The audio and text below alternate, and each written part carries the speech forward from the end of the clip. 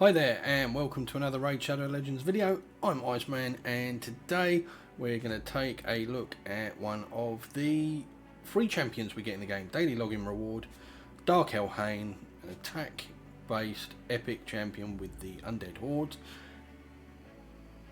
Looks absolutely amazing, looks really cool, love the aesthetic, very chilly.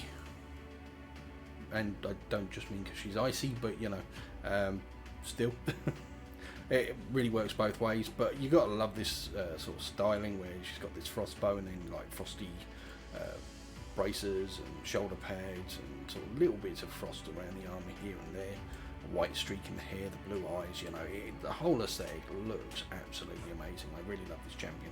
Now, I've wanted to build her out for a long time. I just never really got around to it, and I finally did. You know, I wanted to use her for my Faction Wars, struggling a little bit there on Faction Wars 21 for the undead, so I wanted a bit higher damage to come into the team, so I built her out, and now we're going to do a guide on her. So we'll start with her A1. Necrotic Bolt. Attacks one enemy and decreases the target's max HP by 30% of the damage inflicted. Fully booked out, you can get the damage up by a further 20. I have booked her out. I think she's a really solid champion. Going to get a lot of play, so I figured she's worth the books, you know. Obviously, if you're short books, it's not always good to book for damage, although not that you control where the books go, you know how it goes. So, yeah, that's her A1. Now, obviously, the great thing about her here is we can't showcase it. I don't think he's up this time around on the rotation, but she's absolutely amazing, or at least very viable for the Scarab King in Doom Tower with this A1. Put her in a destroy set and she's going to be even more amazing and do even more damage for it. I've not gone that route, as I say, he's not up at the moment anyway, and I have a team that I use for that. So for me, the main reason I built was Faction Wars, and as somebody I can use against Torment in the arena, and also for the Ice Golem's peak, I'm going to give her a try out and see what I think of her there. So like long term, I mean, and so if I think she's more viable than other champions I've already got, then she'll slot into my team there permanently. You know, we'll see how it goes. Her A2, Death's Majesty, places a 50% increased attack buff on this champion for 2 turns, then attacks all enemies, has a 50% chance of placing a 30% decreased speed debuff for 2 turns as well. Obviously you can book this out, and that books it up to a further 25%, taking this up to a 75% chance of placing the decreased speed debuff for 2 turns, which is pretty solid, and it brings it down from a 4-turn cooldown to a 3-turn cooldown, and boosts the damage by a further 15%. Then, I mean, that is an amazing ability. You know, boosts her attack, then does a massive AoE, and has a chance to decrease speed as well. We'll go into that a little bit more a little bit later. So, her first passive, sorry, I'm going totally bonkers again, you know. Lethal Winter. Definitely very chilly out there with this Lethal Winter, you know. But we like chilly girls on this channel, we really do. They're always a bit of fun.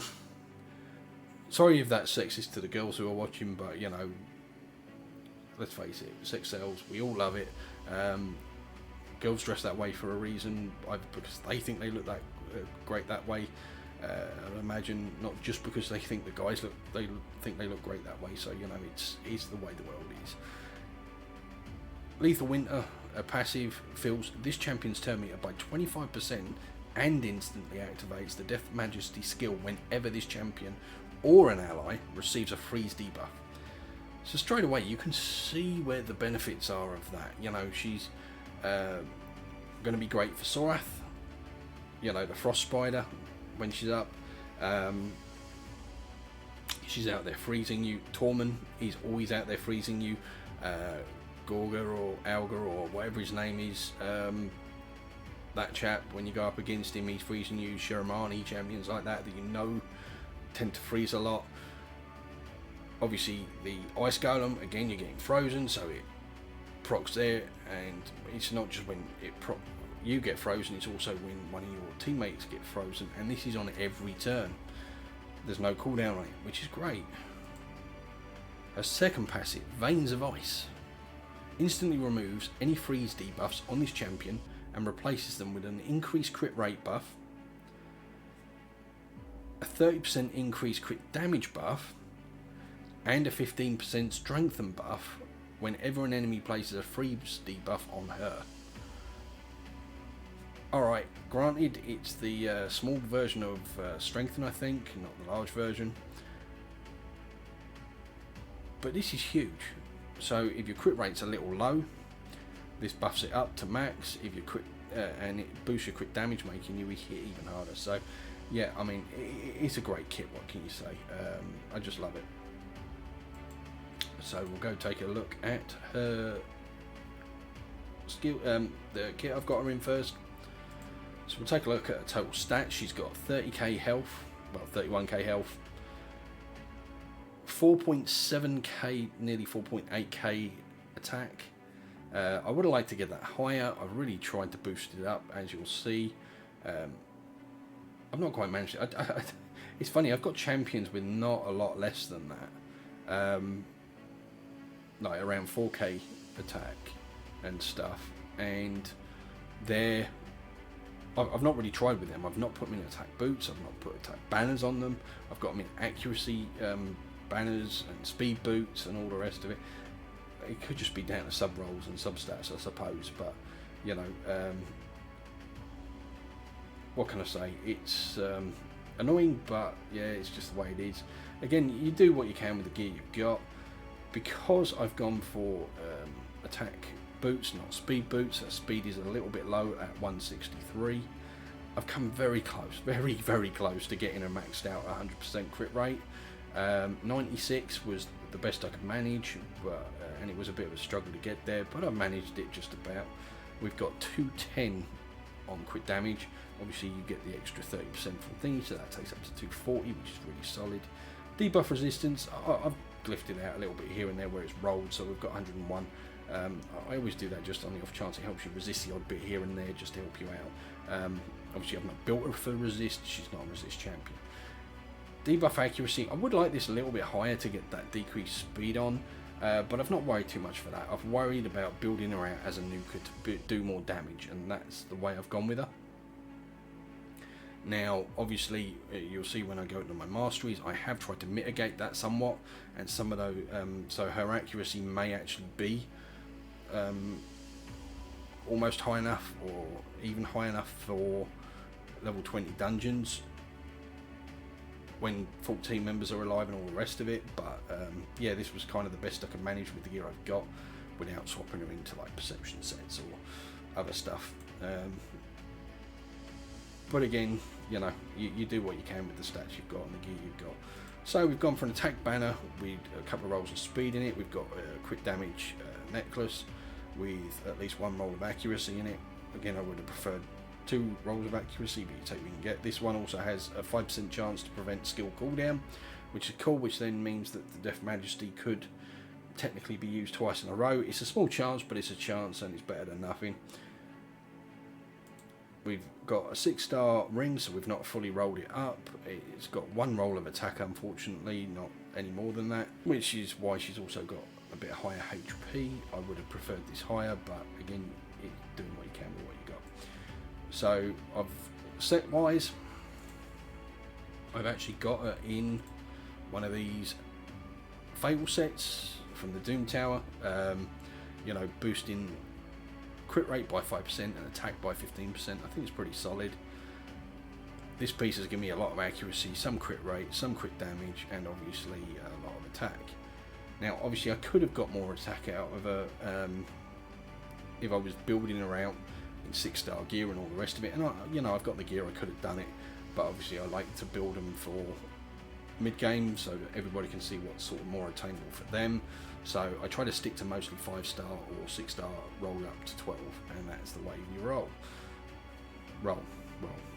Yeah, lots of roll in there. So talking about rolls and talking about the way we roll, you know, it's Pun City here. Anyway, so we've got her in a Fatal set. We've also got her in a Cruel set, so that again boosts attack by 15% and ignores 5% of enemy defense. We've then got her in a crit rate set just to try and boost that crit rate up, try and get it up to the 100% like we wanted. It was close, it was very close in fact. In all honesty, I kind of built her out for this guide, and I've not really used her much before this. I finally got her finished off, masteried up, all the rest of it, and you're kind of going to be seeing her the way for the first time with me. Obviously, you've probably seen it before, you may even already have used her more than I have. But I stole some gear off of some other champions, so you know, we've got crit rate gloves, crit damage gloves with crit rate and speed and attack and accuracy, so really solid gloves for her. Obviously the shield again is pretty solid. It's got crit rate, accuracy, a bad roll in resistance we didn't want, but we've got some speed there again. And obviously without the speed boots, we really need to try and concentrate in speed sub rolls to get that speed up a little bit at least. We've then got one of my best pieces. Now this is a 6-star piece and it is fully rolled up. I apologise for that, it was taken off of another champion, and until they give us a way to unroll gear, which they're never going to do, and that wouldn't make sense, you know, we're stuck with what we got. This actually I took off of Lord Shazar, who I've currently not been using. He's just sat in my vault, so took this off him, and because it is a 6-star piece, the crit rate was amazing on this. You know, I've got triple crit rolls that are only 18, 19, so to get the extra speed and still manage the same sort of crit rate, you couldn't knock it. And again, it's got attack, it's got crit damage, everything here is a solid stat, none of it's wasted, which is what we want ideally. Here again, really decent piece, not the best. We've not fully rolled it up to 16 because it is a 6-star piece, so we've left it rolled at 12. But I say, I obviously could get the attack closer to 5k or over 5k if I was to roll pieces like this up to max, and also if I was to put 6-star attack boots and stuff like that on. Getting over 5k would then be doable, and I may well do that down the line after I've done this video, see where and how I'm going to use her and all the rest of it. But for the moment, this is the gear she's got. Some of it will be going back to the champs it was taken off of. Well, one piece anyway. The gloves I'll have to steal that somewhere else, which means you'll be slightly lower crit rate for me going forwards until I get something better to use, basically, or I'll lose some speed and, you know, get some better crit rate rolls. But I don't think I had any gear with better rolls than that, and any that was capable of rolling crit damage and speed. And I'm now out of silver building her up, so we're not going to be doing any more. We've also got the fusion coming next week, so I'm not you know, I'm going to need all the silver I can get for that, so I'm going to have to start farming up silver again for that. But obviously trying to do these guides, trying to build champions up for different areas of the game, and trying to do stuff like that, you all know this game takes a lot of time. Sometimes it's almost a job in itself. So that's it in a nutshell. We're going to jump over to our masteries quickly because we're taking far too long with this stuff. We'll move me over to the middle. So I went a bit weird here. I actually meant to, I kind of wanted to go more traditional arena build for me initially and go this way. But I then thought, oh no, I'll go this way. I'll go down to War Master. We'll take that because we're going to be using her like on the Ice Golem. We're going to be using her against bosses in the Doom Tower, or at least we're hoping to, as well as the arena. So for the sake of, like, say 20% crit damage, flawless execution, or whatever you get from like Helm Smasher, I kind of preferred to go this way. So that's what we've done. And when I kind of went this way, I was like, oh wait a minute, and I'd already put one into here, and I actually would have rather have left this and gone for this.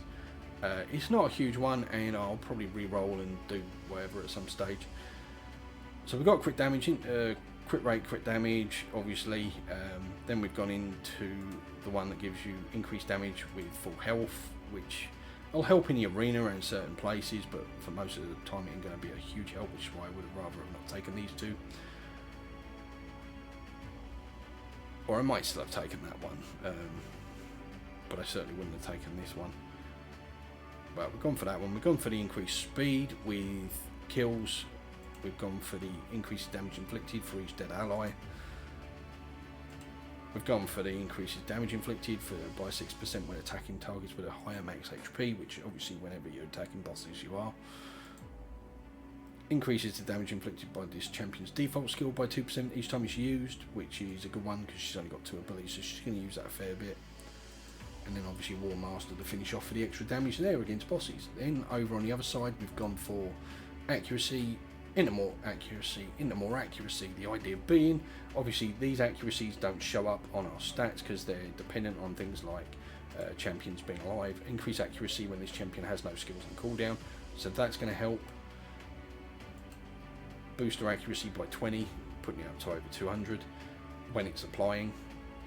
This will increase accuracy for up to 16 if allies are alive, so again that's going to help bump up that accuracy and possibly keep us at the sort of area we need to land more often in dungeons and the like without putting an accuracy banner on her.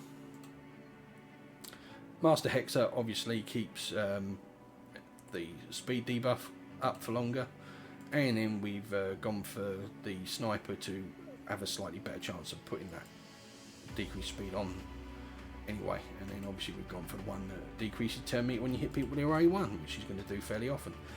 So that's her masteries in a nutshell.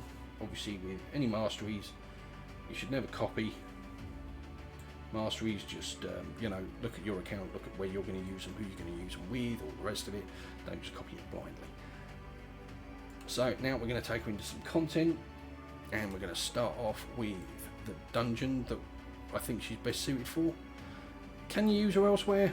You know, maybe. Quite frankly, I wouldn't go out my way to use her in places like the spider and stuff. So I can't remember why I was using her before this. Oh, we'll leave Melga in. She's a reviver anyway. Well, she's a bit of a slow reviver now. We'll put Arbiter back in. I think that was probably who I was using.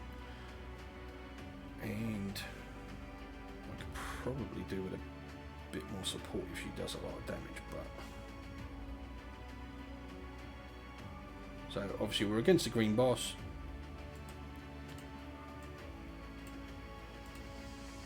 She's blue affinity, so you know, dragon she's okay, and if you need DPS and whatnot she can do it. There's no ifs or buts about it. If you don't have great DPS she's going to do the dragon for you quite happily. Because of her kit she's not going to be ideal against the Fire Knight, and I personally wouldn't use her in the spider. And she can be our extra bit of support. We'll try this. I mean obviously I've not run this before, I don't know how it's going to go. So our main damage is going to be coming from her and her alone. Didn't see what she did there, to be honest. It was going a little too fast. My eyes aren't that good. So we've got a lot of support in here. Obviously we've got Valkyrie with her big shields and a counter attack that just helps everywhere and anywhere.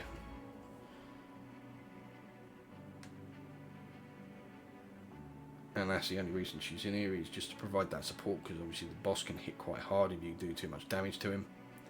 This is the other reason we took out a DPS, so we're only bringing 1 DPS instead of 2. Normally I would do 2 DPS, but you know, again it's trial and error. I've not done it before, so we'll see how it goes. What are we hitting there for? 34 to 39k, so that's pretty solid.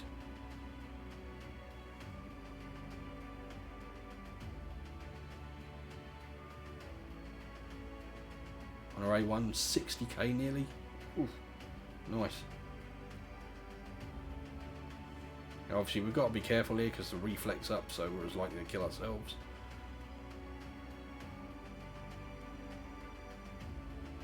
But that's where these big shields come in really handy in keeping us up in that situation. 75k there, that was a very nice hit.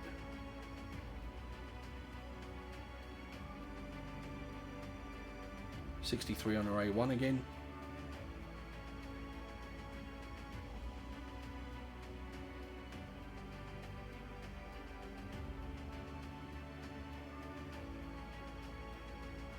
Now obviously we don't have a block revive this time for the ads, so they will be up throughout the whole fight. Dev's Majesty's gone off once. I'm curious to see how many times it does go off, because obviously she's got that chance to proc it more often when people get frozen and stuff. I think the Ice Golem freezes you. Or one of his ads does.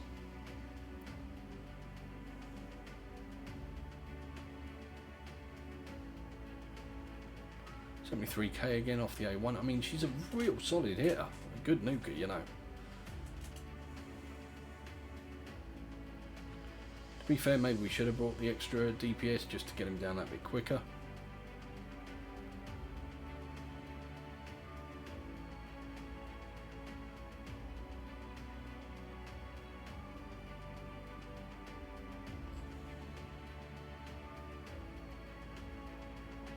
Obviously, although Valkyrie herself doesn't do a hell of a lot of damage, having that counter-attack up helps and sort of makes it equivalent to almost having another DPS in here, as well as getting good support.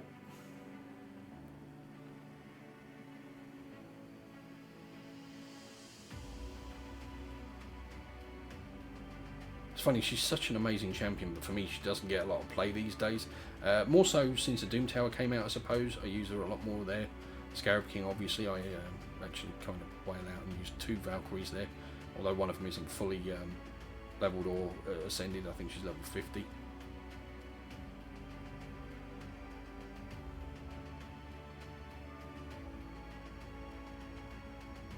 Now, I mean, that Death's Majesty comes around fairly often, and then she goes again because people got frozen.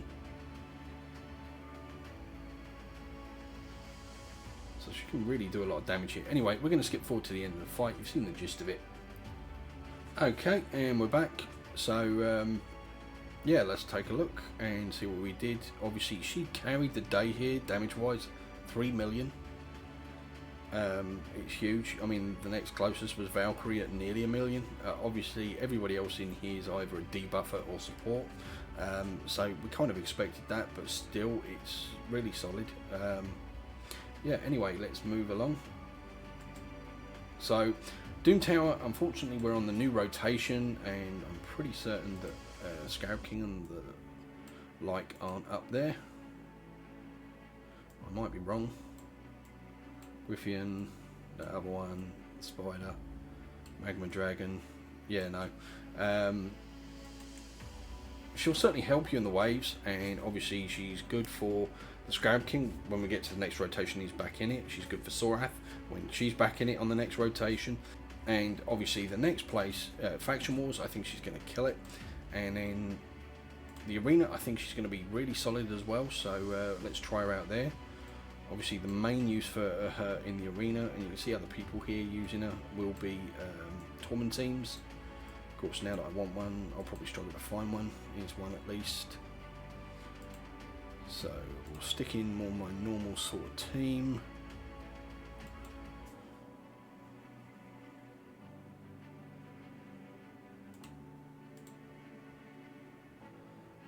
So we get a lockout straight away on everybody with Hegemon. Everybody knows Hegemon's busted. He's an amazing champion. I was so chuffed when I pulled him. And I think he just looks really cool. And obviously he's really cool for what he can do. And I'm an idiot, but that did give me a free Death's Majesty, to be fair. And here we go with another Death's Majesty.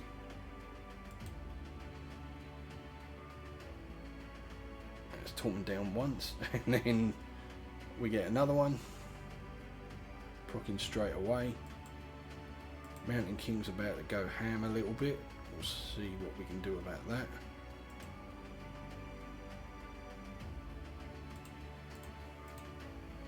That's kind of the handy thing about having an in with Torment. Actually, you can actually use buffs and stuff like that, and actually it will benefit you.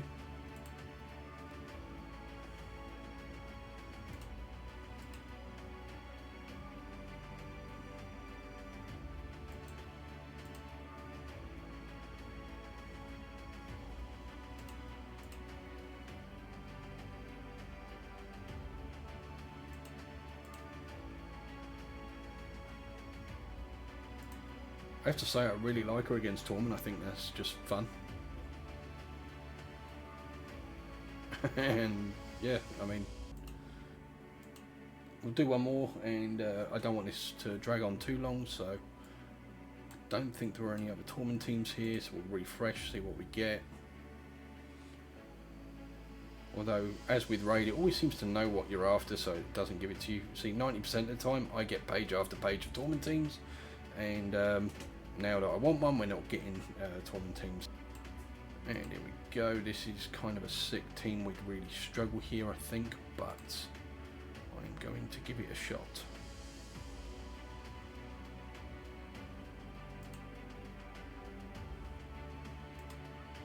Bring Astralon in as a counter to Duchess, obviously.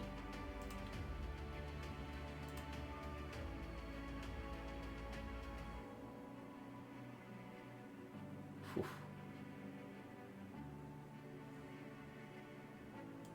Might as well speed boost. Oh, she didn't proc it again. I suppose another turn's not gone by, and he's only one per turn. So I shouldn't really have done it quite so soon.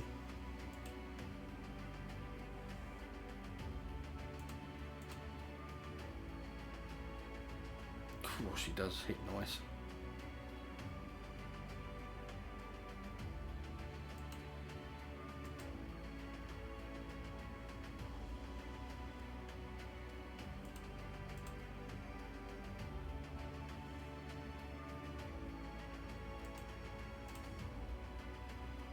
As you can see, just having her on the team mitigates a lot of what a tournament can do. Well, not mitigates it, people can still get frozen, but then when they do, it just allows her to go ham and do a load of damage.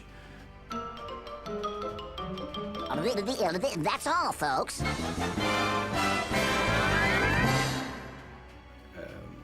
Which is great. And obviously she brings her own strengthen, which helps keep her up.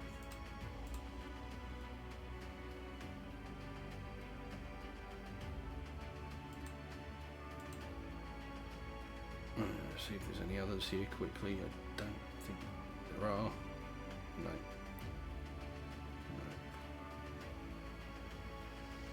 No. No, so we're going to leave it at that point, you know. She's an absolutely amazing champion. Thoroughly enjoyed that. As I said, you know, I hadn't used her before this myself.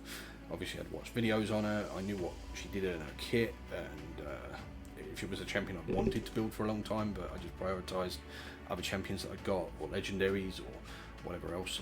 But you know, I wanted her for the faction war, so I built her up for that, and I think she's going to really help me there. That's going to be exciting to see that happen when it comes around. And yeah, I mean, you know, she's a great champ. What can you say? She's free, which is just amazing. And then on top of which, you know, if you play for X amount of days, and then she's a brilliant nuker, you know. I mean, she's an epic, and she can really do some good solid damage, and she's great against teams with Torment on, which is nice because obviously he's a pain. And you know, she's going to help you in the Frost Spider. She'll probably help you in Doomtower Waves, I'd imagine. She's going to help you with the Scarab King. Maybe not so great with the current bosses that are up, although I might try that out at some stage and see how she does. Because obviously she still does a lot of damage, and obviously when you're getting stuff put on cooldown and stuff and you're going to rely on A1s, she actually has a really hard hit in A1, so she's actually a very solid viable champion there on that boss with the really hard hit in A1. So you know, yeah, all in all, absolutely amazing champion. If you've got her, which you probably have done if you've played long enough, or you might have pulled her, if you're sitting on her like I did for months, build her up. Seriously, don't wait, don't take your time, just build her up. She's brilliant. You know, she's really solid in all these different areas, and great as like a torment counter in the arena. She'll really help you get through those torment teams that you're struggling with, you know. So I think it's really worth doing. Blimey, it's snowing outside. You wouldn't think it was April here at all, would you? Anyway, I hope you enjoyed watching that video. If you did, please give it a thumbs up. It lets YouTube know it's a good video and more people should watch it. And you know, if you like my content, hit that subscribe button, ding that bell, and you'll get notified the next time I release a video. Thank you for watching. I really appreciate it. Hey, if you enjoyed the video, please leave me a comment, and I'll catch you in the next one. Bye.